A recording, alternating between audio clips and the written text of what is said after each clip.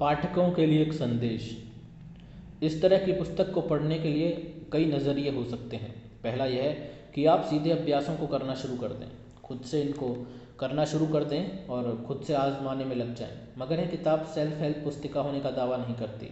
इसमें एक ज़बरदस्त व्यवहारिक रुझान तो है, पर इसके अलावा भी बहुत कुछ है।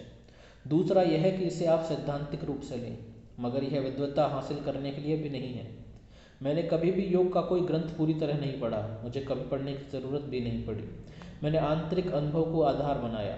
अपने जीवन में काफ़ी बाद में ये जाकर पतंजलि के कुछ योग सूत्रों को सरसरी निगाह से पढ़ा, जो कि योग का एक महत्वपूर्ण ग्रंथ है। तब मैंने महसूस किया कि उनके मर्म तक मेरी एक खास पहुंच है। इसका कारण यह है कि मैंने उन्हें सैद्धांतिक रूप से पढ़ने के बजाय अनुभव के स्तर पर देखा। योग जैसे एक गूढ़ विज्ञान को सिर्फ एक सिद्धांत में सीमित कर देना उतना ही दुखद है जितना कि उसका इस्तेमाल बीमारियों को दूर करने वाली कसरतों के रूप में करना। और इसलिए इस किताब को अंततः 2 खंडों में बांटा गया है। पहले में एक रोडमैप बनाया गया है और दूसरे में उस पर चलने के तरीके सुझाए गए हैं। इस खंड में आप जो पढ़ने वाले हैं वह विद्वता या विशेषज्ञता का प्रदर्शन नहीं है, बल्कि यहाँ कुछ मौलिक दृष्टि भेंट करने की कोशिश की गई है, ताकि दूसरे खंड के लिए एक ठोस आधार तैयार हो सके, जिसके ऊपर अभ्यासों पर आधारित ढांचा खड़ा किया जा सके। ये अंतर्दृष्टियाँ कोई सिद्धांत या उपदेश नहीं है, या और निश्चित रूप से निष्कर्ष भी नहीं है। उन्हें एक ऐसी यात्रा के दिशा सूचकों के रूप में देखा जा सकता है जो सिर्फ आपको ही करनी है, किसी और को नहीं। ये ऐसे मूल दृष्टिकोण हैं जो मेरी उस चरम जागरूकता से जन्मे हैं जो 33 साल पहले एक रूपांतरकारी अनुभव के बाद मुझे मिली। यह खंड आत्मकथात्मक चर्चा से शुरू होता है, ताकि आप उस लेखक के बारे में कुछ जान सकें जिसके साथ आप समय बिताने वाले हैं, अगर आपने बाकी पुस्तक पढ़ने का फैसला किया। इसके बाद यह खंड कुछ बुनियादी विचारों की जांच परख करता है, जिसमें कुछ आम तौर पर उपयोग होने वाले शब्दों जैसे नियति, जिम्मेदारी, खुशहाली और उससे भी महत्वपूर्ण शब्द योग का अन्वेषण करता है। इस खंड के अध्याय एक साधना के साथ समाप्त होते हैं। संस्कृत में साधना शब्द का अर्थ है उपकरण या साधन।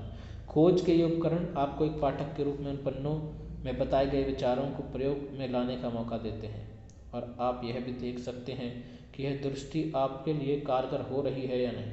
खंड 2 में और अधिक साधनाएं देखने को मिलेंगी। मुझे अक्सर बताया जाता है कि मैं एक मॉडर्न गुरु हूँ। उस टिप्पणी पर मेरा जवाब यह है कि न तो मैं मॉडर्न हूँ, न प्राचीन, न नए युग का, न पुराने युग का। मैं इस युग का हूँ और हर गुरु ऐसा ही रहा है।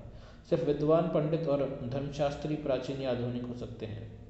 सिद्धांत या विश्वास पुराना या नया हो सकता है, मगर गुरु हमेशा समकालीन होते हैं। जैसे कि मैंने पहले कहा, गुरु वह है जो अंधकार को दूर करता है, जो आपके लिए दरवाजे खोलता है। अगर कल मैंने किसी के लिए दरवाज़ा खोला था, या मैं आपके लिए कल दरवाज़ा खोलने का वादा करता हूँ, तो यह सब व्यर्थ है। इसका मूल्य तब होगा जब मैं आपके लिए आज दरवाज़ा खोलता हूँ। तो सत्य समय से परे है, मगर तकनीक और भाषा हमेशा समकालीन होती हैं। अगर ऐसा नहीं है तो उन्हें त्याग देना चाहिए। कोई परंपरा अपने समय में चाहे जितनी भी प्रतिष्ठित क्यों न रही हो, अगर वह अपनी प्रासंगिकता खो चुकी है तो उसे बस म्यूजियम में ही रखा जा सकता है। हालांकि मैंने इस किताब में एक प्राचीन तकनीक का अन्वेषण किया है, पर यह एक ऐसी तकनीक है जो आज भी पूरी तरह से कारगर साबित होती है। व्यक्तिगत रूप से मेरी दिलचस्पी कुछ नया सिखाने में नहीं है, मेरी दिलचस्पी सिर्फ सत्य में है।